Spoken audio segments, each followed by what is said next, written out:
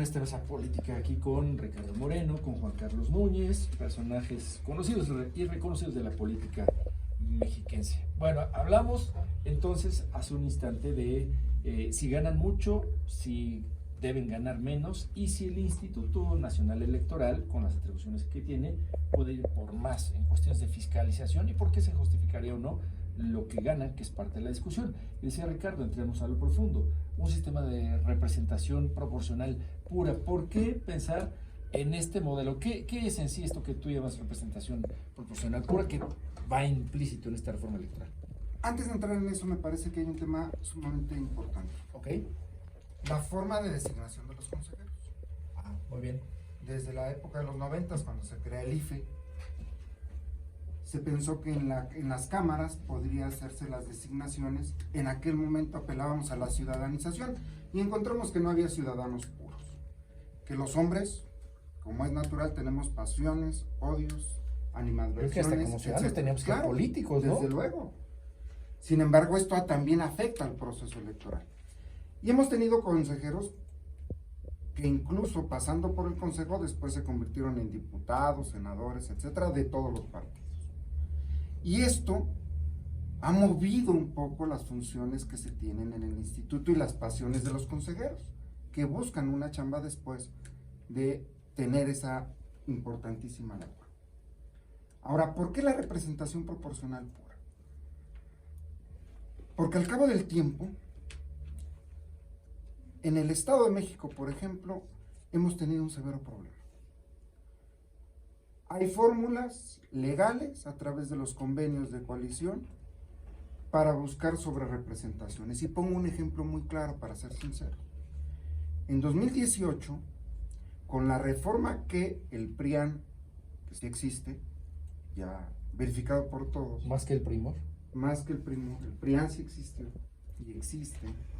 Pactaron una reforma electoral en 2014, cuando Morena todavía no estaba representado en las cámaras, en la cual establecieron en los convenios de coalición la posibilidad de la sobrerepresentación, porque pensaron, primero, que Morena no iba a ser partido, dificultaron los requisitos para formar partidos, y después, a través de estos convenios, buscaron siempre sobrerepresentarse, como lo hizo el PRI durante décadas. Como ahora lo hace Morena. Como lo hicimos, legalmente, que nadie nos puede negar eso. La Sala Superior del Tribunal lo señaló perfectamente bien. Pero ahora lo que buscamos es ser congruentes. Lo que busca Morena... Ya se arrepintieron. No, nadie se tiene que arrepentir. Es una cuestión programática, de conciencia. Hay que ser congruentes en la vida. Lo que buscamos es que cada partido tenga tanto porcentaje de la Cámara como número de votos que tenga en las urnas. Porque esa es la legítima representación.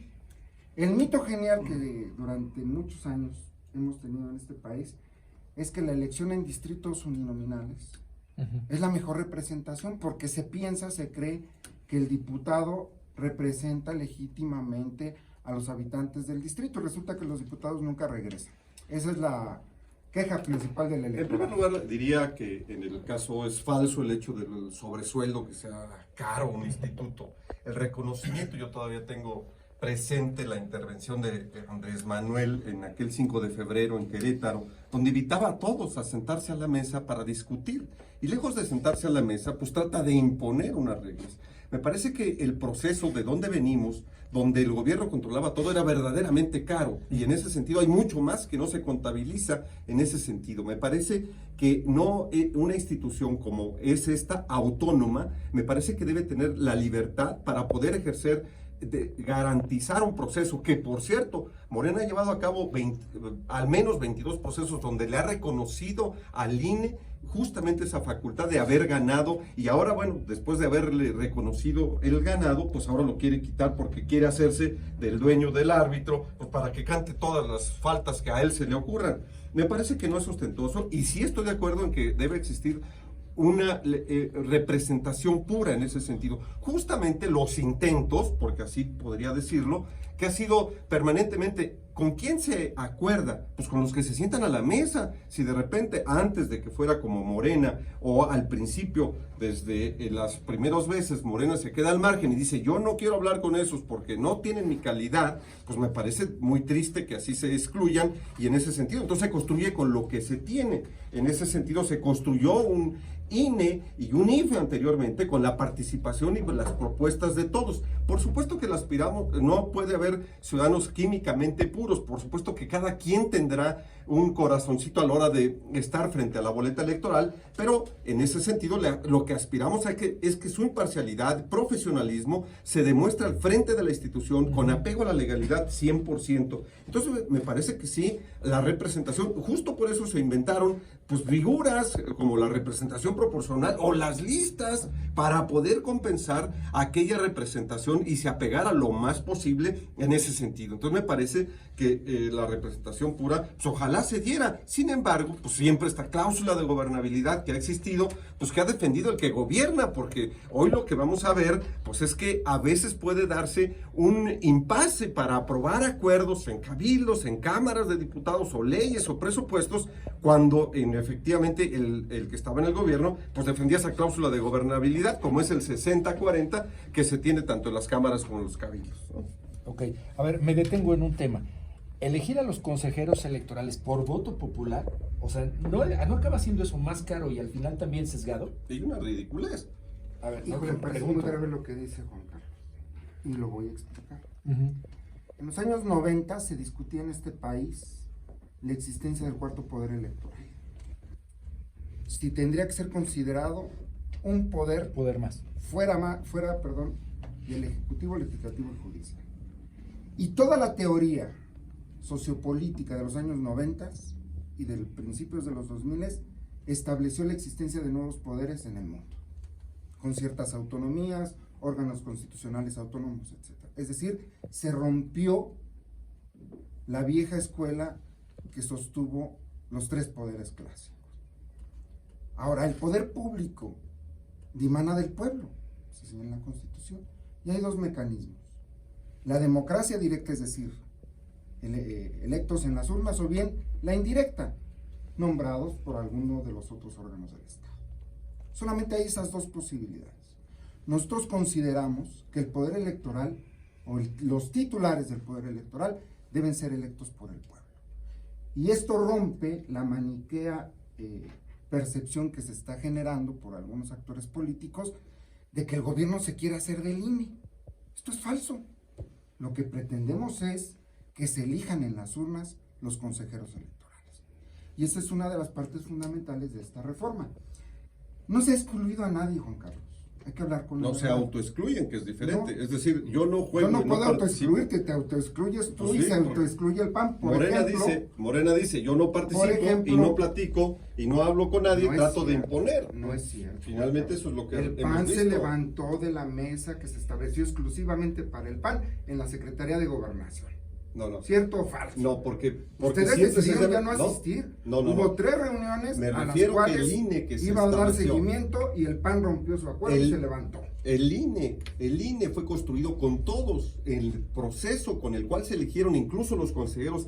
Todavía hace unos años, todavía está fresquecito en las notas cómo se eligió, porque es una materia electoral tan específica, tan sofisticada, que simple y sencillamente la popularidad no siempre tiene que ver con la preparación y el profesionalismo que se refiere para ser consejero del instituto. Por lo tanto, se requiere más que popularidad, se requiere conocimiento profundo de la materia electoral, y en ese sentido me parece que los mecanismos que se han instrumentado, incluido estos últimos consejeros que se han establecido, no tengo exactamente, pero fue un proceso de selección donde incluso hubo comparecencias, hubo ponencias, hubo defensa y ataque, y hubo quien ponía. Me parece que ese es uno de los mejores sistemas para justamente prevalecer este profesionalismo y destacar la importancia que debe tener quienes están al frente del órgano electoral. Me parece que también en el propio tribunal se requiere esa materia especializada, y que por cierto ha tenido muchos problemas a la hora de dictar sentencias y han sido apeladas, y ni modo, hay veces que hay que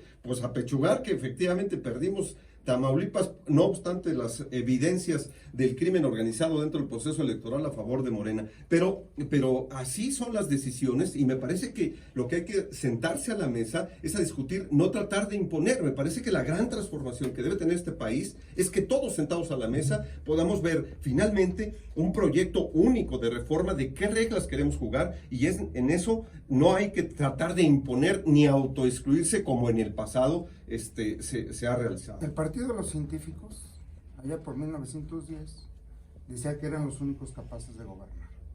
Este país ha subsistido después del Partido de los Científicos y hoy el PAN está actuando igual. O sea, piensan que son los únicos que pueden establecer un modelo distinto. Somos la única oposición, eso sí. Y se quedarán seguramente en O oposición. sea, consejeros De eso electorales no tengo duda. legítimos, Perdón, más es que que mira, profesionales, o cómo sería esta creo, circunstancia? estoy convencido que para poder alcanzar el cargo de consejero electoral se deben de cumplir una serie de requisitos, entre los cuales tendrá que haber al menos alguno que diga que tenga experiencia en alguna materia electoral o un grado académico, etcétera. No todo mundo va a tener acceso. Habrá requisitos como lo hay para la elección de muchos casos en los órganos autónomos. Muy Cerremos esa parte porque creo que no es por ahí la discusión. Señores, hoy se nos fue muy rápido el tiempo. Comentario final, mi querido Juan Carlos. Bueno, concluiría yo la necesidad de, sentados a la mesa, discutir la transición política, que no aceptemos la regresión que se pretende, que son los ciudadanos los que en este momento deben tener la palabra por encima incluso de los partidos políticos.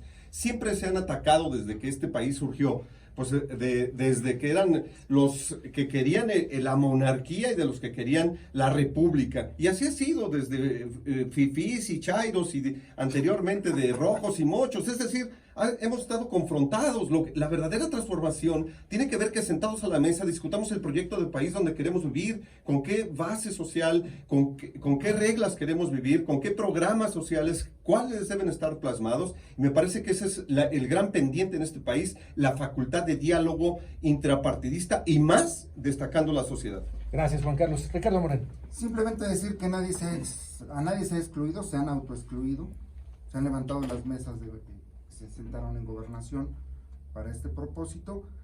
Y yo lo que creo es que la democracia y la política siempre serán un proceso permanente, de modificación permanente. No hay un modelo ideal, siempre la sociedad estará por encima del gobierno, de sus órganos, y por lo tanto siempre se verá en la necesidad de modificar sus estructuras. Yo te agradezco mucho a ti, Óscar, a los escuchas que nos hayan soportado estos minutos, y desde luego invitar a Juan Carlos a que platiquemos. Yo le invito a un café para que vayamos cerrando filas. Perfecto. Pues aquí seguiremos en la discusión, en la confrontación de ideas, con este diálogo que creo que nos enriquece siempre. Muchas gracias a ambos y nos estaremos pues aquí reuniendo periódicamente, si así tienen la disposición. Con mucho gusto. Muchas gracias a todos. Buen día a todos. Gracias, buen día. Estamos en Primero lo Primero.